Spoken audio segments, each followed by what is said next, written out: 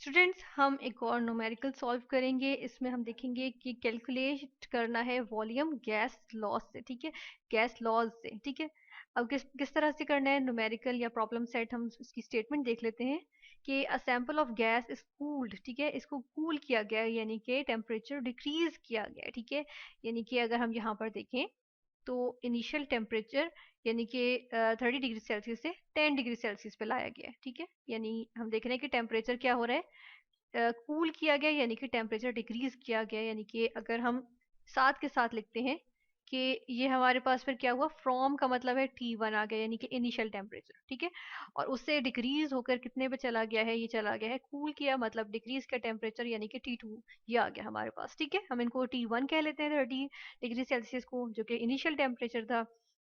हमारे पास first information आ गई, फिर टेम्परेचर के मुतालिक सेकंड जब इन्फॉर्मेशन आई तो उसको हमने T2 कह दिया, ठीक है। और यानी कि हम कह रहे हैं कि कूल हो गई है गैस, यानी कि टेम्परेचर डिक्रीज हुआ है 30 डिग्री सेल्सियस से 10 डिग्री सेल्सियस पे। तो किस रेशो के हिसाब से वॉल्यूम जो है वो इंक्रीज करेगा या डिक्रीज करेगा, ठीक है। अब वॉल्यूम एक्चुअली होता क्या है, वॉल्यूम होता है स्पेस ऑक्यूपाइड, ठीक है, स्पेस ऑक्यूपाइड। और यूजुअली जो हम स्पेस की बात करते हैं तो वो हम यहाँ पर जो बात करते हैं ऐसी चीजें जो फ्लो कर सकें। हम सॉलिड की भी बात करते हैं स्पेस की, लेकिन यह है कि हम ज्यादातर जो बात करते हैं जो चीजें फ्लो कर सके ना, जिनको हम कहते हैं फ्लूइड्स। अब फ्लो क्या क्या कर सकते हैं, सॉरी, लिक्विड्स कर सकते हैं, फ्लो कर सकते हैं, और गैसेस फ्लो कर सकती हैं, ठीक है। तो हम कहते हैं कि वॉल्यूम जो है वो एक गैस का गैस फ्लो कर सकती है, उसका वॉल्यूम जो है वो हम देखेंगे कि वो कितना स्पेस ऑक्यूपाई करती है, ठीक है। तो हम देखेंगे गैस लॉ से, ठीक है। अब देखेंगे हम यहाँ पर कि कौन सा गैस लॉ लगता है यहाँ पे, ठीक है ना। अब यहाँ पर देख लेते हैं कि वॉल्यूम इंक्रीज कर रहा है या डिक्रीज कर रहा है। इसका मतलब है कि एक हमारे पास V1 होगा और एक जो है वो V2 होगा, ठीक है। क्योंकि यहाँ पर हम देखें तो कांस्टेंट प्रेशर है, कांस्टेंट प्रेशर है, ठीक है ना। और वॉल्यूम जो है वो ये तो इंक्रीज करेगा या डिक्रीज करेगा, मतलब कि वॉल्यूम चेंज होगा, यानी कि एक वॉल्यूम अब एक हालत से दूसरी हालत में जाएगा, यानी V1 से वो V2 में जाएगा। जो पहली हालत होगी वॉल्यूम की उसे हम V1 कह देते हैं, जो दूसरी होगी उसको V2 कह देते हैं, ठीक है। अब अगर यहाँ पर हम सारी की सारी, क्योंकि गैस लॉस की जब हम न्यूमेरिकल्स करते हैं तो उसमें सबसे इम्पॉर्टेंट चीज़ ये देखी जाती है क्या, किस हम जो है ये क्वांटिटी को हम जो है वो क्या रख रहे हैं, किस चीज़ को हम जो है वो मेजरमेंट को जो है वो हम कांस्टेंट रख रहे हैं। यहाँ पर हम देख रहे हैं प्रेशर कांस्टेंट है, ठीक है, ये हम लिख सकते हैं कि P क्या है, कांस्टेंट है, ठीक है। और हम क्या देख रहे हैं, टेम्परेचर और वॉल्यूम का जो है वो इनका आपस में जो है वो रिलेशन देख रहे हैं। तो अगर इसके मुतालिक हम देखें तो हमें पता चलता है कि चार्ल्स लॉ, हम चार्ल्स लॉ की बात कर सकते हैं, चार्ल्स लॉ, ठीक है। अब चार्ल्स लॉ की अगर बात करें तो हम देखते हैं कि चार्ल्स लॉ क्या कहता है, चार्ल्स लॉ कहता है कि वॉल्यूम इज डायरेक्टली प्रोपोर्शनल का साइन आ गया, ठीक है, साइन ऑफ प्रोपोर्शनैलिटी।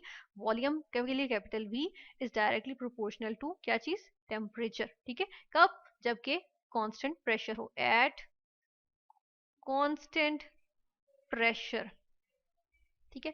अब डायरेक्टली प्रोपोर्शनल होने का मतलब क्या होता है, यानी कि अगर वॉल्यूम इंक्रीज करेगा तो टेम्परेचर भी इंक्रीज करेगा, ठीक है, या टेम्परेचर इंक्रीज करने से वॉल्यूम इंक्रीज करता है, ठीक है। यानी और हम कहते हैं कि टेम्परेचर डिक्रीज करें तो वॉल्यूम भी क्या कर जाता है, डिक्रीज कर जाता है, ठीक है। तो इससे तो हमें पहले ही पता चल गया कि जब यहाँ पर टेम्परेचर क्या हो रहा है, टेम्परेचर यहाँ पर हम डिक्रीज कर रहे हैं, ठीक है। यानी कि टेम्परेचर, टेम्परेचर के लिए हम कैपिटल T लिखते हैं, ठीक है, और हम लिखते हैं डिक्रीज्ड। जब टेम्परेचर डिक्रीज तो क्या होगा, वॉल्यूम क्या होगा, वॉल्यूम डेफिनेटली क्या होगा, क्योंकि डायरेक्टली प्रोपोर्शनल है ना, जो एक चीज होगी उसके अकॉर्डिंग दूसरी चीज भी वही होगी। यानी कि अगर टेम्परेचर इंक्रीज कर रहे हैं तो वॉल्यूम क्या होगा, डिक्रीज हो जाएगा, ठीक है। टेम्परेचर डिक्रीज करने से वॉल्यूम डिक्रीज। तो पहली बात तो हमें पता चल गई कि वॉल्यूम डिक्रीज होगा, ठीक है। दूसरी चीज हम ये देख लेते हैं कि कितने किस रेशो से जो है वो वॉल्यूम डिक्रीज होगा। तो ये देखने के लिए हम चार्ल्स लॉ का ही अगर हम देखें कि फर्दर हम इसको जो है वो कैलकुलेशंस करते हैं, जो हमारे पास यहाँ पर इक्वेशन आ जाती है वो कुछ इस तरह से होती है कि V1 डिवाइडेड बाय T1, ठीक है, equals V2 divided by T2, इस तरह से आ जाती है, ठीक है।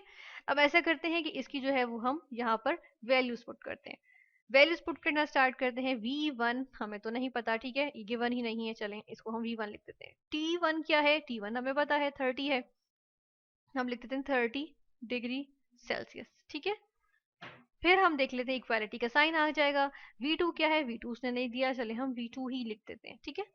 और T2 क्या है, T2 यहाँ से हमें पता चल रहा है 10 डिग्री सेल्सियस है, 10 डिग्री सेल्सियस लिख देते हैं, ठीक है। अब एक काम करते हैं कि हम यहाँ से किस तरह से निकालेंगे, हम इस तरह से निकालेंगे कि इसको यहाँ से उस तरफ को ले जाते हैं, ठीक है। इसको हम दूसरे एरो एरो जो है वो डिफरेंट कलर से शो करते हैं कि ये इक्वालिटी के उस साइड तरफ जाएगा तो न्यूमरेटर में आ जाएगा, ठीक है। अब जो है वो इसको हम सॉल्व करते हैं। सॉल्व करते हुए हमें क्या करना पड़ेगा, हमें जो है वो यहाँ पर हम देख लेते हैं कि V1 यहीं पे रहेगा, ठीक है, is equal to 30 degree Celsius, ठीक है। फिर क्या लिखा, V2 लिखा, ठीक है, डिवाइडेड बाय 10 डिग्री सेल्सियस, ठीक है, ये आ गया। अब डिग्री सेल्सियस हम देख रहे हैं दोनों तरफ, एक तरफ न्यूमरेटर में है एक तरफ डिनोमिनेटर में, ही कैंसिल कर दे, ठीक है। अब क्या रह जाता है, ये 30 है डिवाइडेड बाय 10 है, 10 का 0 और 30 का 0 कैंसिल हो गए, ठीक है। अब हमारे पास क्या अमाउंट बची है, हमारे पास वैल्यू क्या बची है, ये हो गई 3V2, ठीक है। ये हमारे पास जो है वो आ गई, हम क्या कह सकते हैं कि ये एक हमारे पास जो है वो टर्म आ गई है जिसकी हम जो है वो रोशनी में डिफाइन कर सकते हैं कि डिक्रीज किस तरह से हुआ है वॉल्यूम। कि हम देख रहे हैं कि V1 इन ओरिजिनल वॉल्यूम, ये ओरिजिनल वॉल्यूम है ना, तो V2 जो है वो 3 दफा हम V2 को लेंगे तो वो किसके बराबर होगी, V1 के बराबर होगी, ठीक है। इसको हम इस तरह से भी लिख सकते हैं कि अगर V2 को मैं उस तरफ ले जाऊं, ठीक है, और अगर इस तरफ लेके जाऊं तो क्या होगा, V1 डिवाइडेड बाय V2, यानी कि रेशो आ गई, ठीक है। और रेशो लें तो ये यहाँ पर रेशो क्या बनती है, यहाँ पर बनता है 3, यहाँ पे सिर्फ 3 रह जाएगा क्योंकि V1 को मैं इस तरफ को ले गई हूँ, ठीक है, V1 इस तरफ आ गया इक्वालिटी की दूसरी साइड पे। फिर हम ये देख लेते हैं कि 3 है, अब यहाँ से करें तो डिवाइडेड बाय 1 भी कर सकते हैं या फिर हम सिर्फ 3 भी कह सकते हैं, ठीक है। तो ये हमारे पास जो है वो रेशो आ गई कि किस रेशो से डिक्रीज कर रहा है, कि हम देख रहे हैं कि वॉल्यूम जो है वो 1/3 डिक्रीज कर गया, ठीक है। यानी कि इसको अगर हम इस टर्म में लिख सकते हैं कि यहाँ पर हम मेंशन करते हैं, इसको हम इस तरह से भी अरेंज कर सकते हैं कि यहाँ हम लिखते हैं कि हमारे पास इस तरह से था कि V1 है, ठीक है। अब 3 को इधर ले जाती हूँ, ठीक है, V2 को रहने देती हूँ, V2 को हम नहीं लेके जाते, ठीक है, और क्या कर देते हैं 3 को वहां ले जाती हूँ, 3 को यहाँ लेके जाऊँ तो क्या बन जाएगा, 1 divided by 3 is equal to V2 आ जाएगा, ठीक है। तो एज अ रिजल्ट हमारे पास क्या चीज बन जाती है, हम देख रहे हैं यहाँ पे कि V2 इज इक्वल टू 0.3, ठीक है, 3 यानी कि इसको हम कह सकते हैं 1/3 of the original volume. Original volume क्या था, V1 था, जो कि पहला वॉल्यूम था जो टेम्परेचर T1 पे पाया जाता था, ठीक है।